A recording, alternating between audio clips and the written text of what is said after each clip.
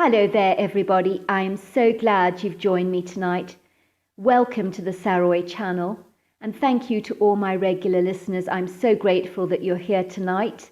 Good evening to you all, and we're going to have a wonderful, wonderful story tonight, and it's called My Grandmother's Cabin, and it comes all the way from New York. So let's get started. Dear Sarah and all your listeners, I grew up in New York and had little idea about the rural parts of this vast, beautiful country of ours.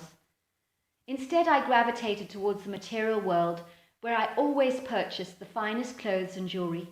I also went to the best schools in the country and hung around with the rich and famous.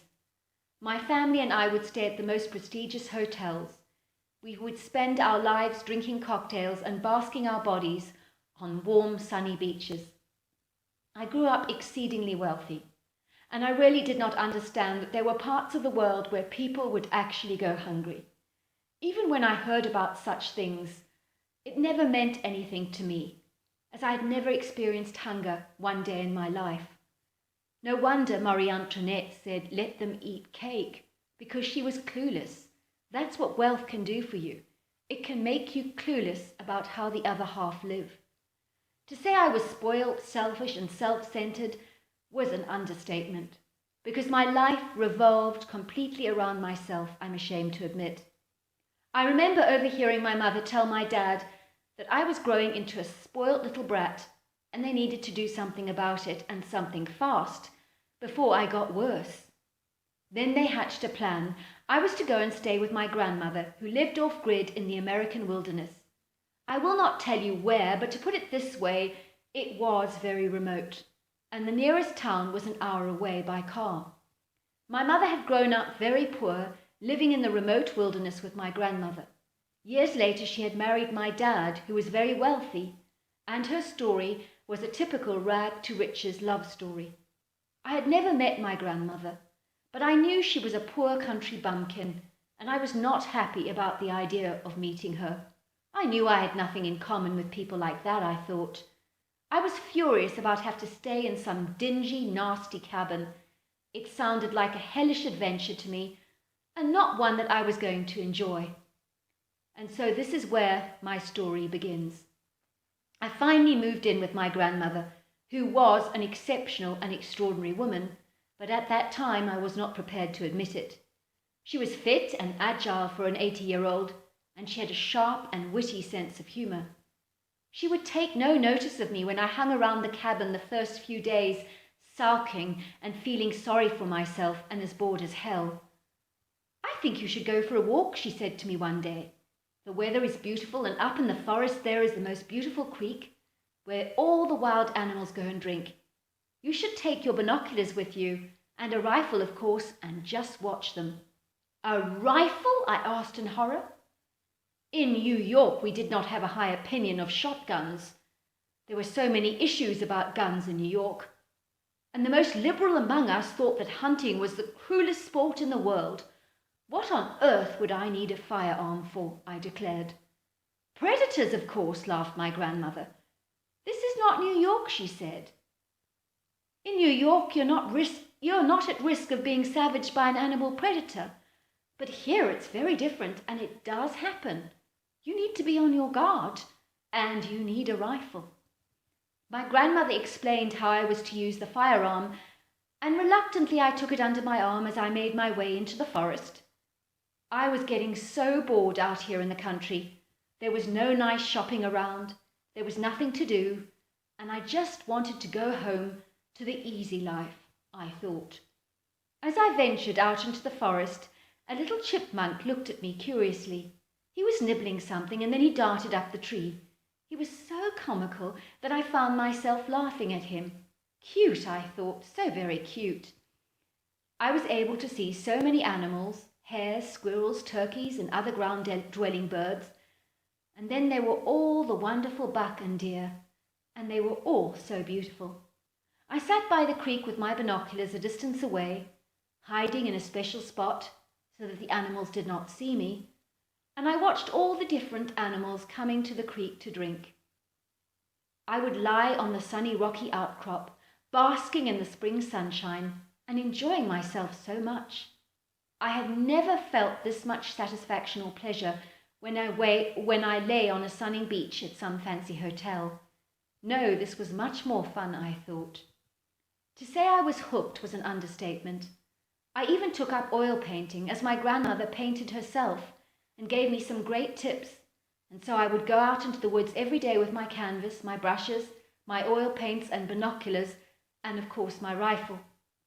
I was surprised at what a natural artist I was, and the pictures I was painting were very good. My grandmother was a great instructor, and so she helped me to take my art to a whole nother level. One day I ventured into the woods, and on that occasion it was unusually quiet. I had developed a little relationship with Mr. Chipmunk, who always greeted me every day, but was nowhere in sight. There were no rabbits darting around, nor squirrels running up trees, and nor were there any deer drinking at the creek. I was puzzled, to say the least, and disappointed not to see any wildlife. I had grown exceedingly attached to it all. Never mind, I thought, taking out my canvas. I think I'll focus on painting the creek today. And that is what I did. After a while I heard a loud thumping noise, the kind of noise you'd expect to hear from a hefty wild animal, like a bear or even an elephant. It was the sound of something big. That was when I saw this bipedal creature. He was humanoid looking, and he was like an ape standing on two massive feet. He was covered with dark brown hair, and in truth there was a kind of King Kong look about him. I know that sounds ridiculous, but it's true. The creature rippled with muscle from his heavy biceps to his expansive chest and long, lean, muscular legs. I'd never seen a creature so imposing and huge, and I knew he was dangerous and understood suddenly why there were no animals around. Who would want to be around for a creature like him, I thought. Fear filled every corner of my being, and I just became frozen to the spot. I couldn't move, and I hoped with all my heart he could not see me. Was my hiding place good enough, I wondered? In truth, I wasn't too sure. The creature climbed into the creek and started to swim, and he swam as well as an otter. It did look as if he was enjoying the water, and he'd go under it with his cone head and disappear for a few minutes, and then his head would rise up again, and he would take some breaths. You would think at this opportunity I would run away, but I was spellbound and just unable to move. I stood there like a statue, just watching the strange creature. What was he, I wondered? I did not know a creature like this could even exist. It made me realize what a sheltered existence I had led in New York. Did I have a clue what really happened out here in the real world? I didn't think so. The creek was well stocked with large fish, and I could see the creature diving and ducking, and then he rose up on a few occasions with large fishes in his hands. How he caught them, I do not know, but he clearly had no trouble at all. He thumped the fish against his bicep to kill them, and then he sat on the edge of the creek, eating one fish after another, and I watched in awe. At that moment a fish eagle sat on a branch close to the creature and watched him. He then threw one of his fish towards the bird, and the two of them appeared to be eating together on the side of the creek. It seemed to me like that they had some kind of relationship, and that this was not the first time that the fish eagle had shared his meal with the creature. Nature is extraordinary, I thought, but I did feel the need to get away from the creek, and somehow I got my senses back. I ran through the forest quickly. On reflection, that was a really silly thing to do, because such actions do attract predators, but I just needed to get back to the cabin. I told my gran about the encounter, and she told me that nothing would surprise her because she had heard strange stories over the years from time to time, and the noises that came from the forest were hard to identify. I've heard screams, she said. I've heard tree knocks and thuds and smacking of bark. I've even smelt strange smells. So yes, there's nothing out there that would surprise me. Nothing at all. You'd be surprised the stories that come out of forests, you know. My gran was right. But this place was beautiful and mysterious. The next day I went back to the woods. I'd left my oil paints and canvas behind, and when I returned I discovered that all my paints had been tampered with and had been used, and something had been trying to paint all over my canvas. It kind of looked like a piece of modern contemporary art, with a little red ochre here and yellow there. Weirder still, the lids on my paints had been replaced and screwed right back on by an intelligent being. I was convinced that it was the creature that I had seen in the water. I was convinced that he had finished painting my artwork. How extraordinary, I thought. Over the next few days at the creek, I did not see anything except the usual animals I would normally see drinking. But one day I saw the fish eagle hovering over the water again and catching fish. And then I saw the bipedal creature again. And guess what? The fish eagle was throwing fish at this creature. Once again, they ate together. But this time it was the eagle who provided dinner. It was an awesome sight to watch. Anyway, to cut a long story short, I did eventually return to New York. But I was never the same ever again. I was a nicer person, but also a happier one too.